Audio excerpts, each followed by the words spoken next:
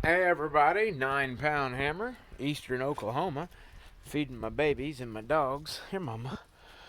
We had a massive storm. I'm sure all you guys could seen it on your news, even in the other states. We had horrific winds. Still today, uh, we have 20-mile-an-hour gusts, 25-mile-an-hour gusts, 20 off and on today. I come out here I want to check everything, and I tell you what, man, everything looks great. So you can see here, we got the old SPTs taking on the wind as we speak, and then my little half wave, and then my little flat side. We're gonna be putting us up something else here too shortly. But yeah, man, it's still alive after all that wind. We had, well, some of them, depending on where it was, 50, 60 mile an hour winds last night. And, well, a super penetrator, I'm proud of it, man. It's actually a decent antenna.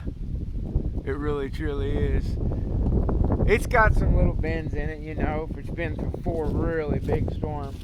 It's got some, you know, but they're what they are is they're just natural wind load flexes, like you see how it's naturally flexing back towards, because we got south wind all the time, so it's naturally loaded the antenna that way. What you do is every 6 months you spin that center vertical and against the bend, and it stays straight. Wonderful antenna. I'll tell you a tip on these guys: keep the hardware tight. The capacitor hat is extremely important. A tip on it: don't bend the capacitor hat radials down. Leave them just as they are. Some people bend them sharp. I left mine flat, and man, it really made a difference. When you bend them down, it seemed like it really affected the SWR. I left them just as they are. I noticed on the old super penetrator, they bend them down like at a 45. Maybe I need to do it, but when I did it, it actually went up in SWR, so I bent it back flat. And the SWR, I mean, so it actually, the capacitor hat was very sensitive on what it did. And then if it was, I mean, it's very important on this antenna, so. And what I've read and what I've had engineers and stuff, true engineers tell me, one, Motomouth Mall, is that it really makes it a .64 with a capacitor hat, making the physical electrical length of the antenna longer. That's what it truly does. Anyways, we're gonna feed the babies. Yeah, Mama. Hey, boy. Hey, bub. Yep, they're coming out.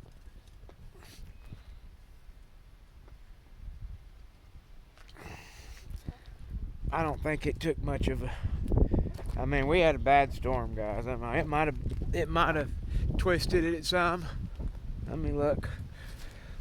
I know all the guys are still tight, and that's natural. Just. Man, it's a great antenna. Did you see it just blowing like a son bitch right now? Oh, yeah. Another thing that's highly important on this antenna, see where the matching network is. See the distance. Let me see if I can't zoom. See the distance between the matching network and the vertical radial? If you're not real particular about how you mount the plastic offset bracket and you get that matching network too close to the radial, it really messes. So it's all the stuff on this thing. I'm just making sure it's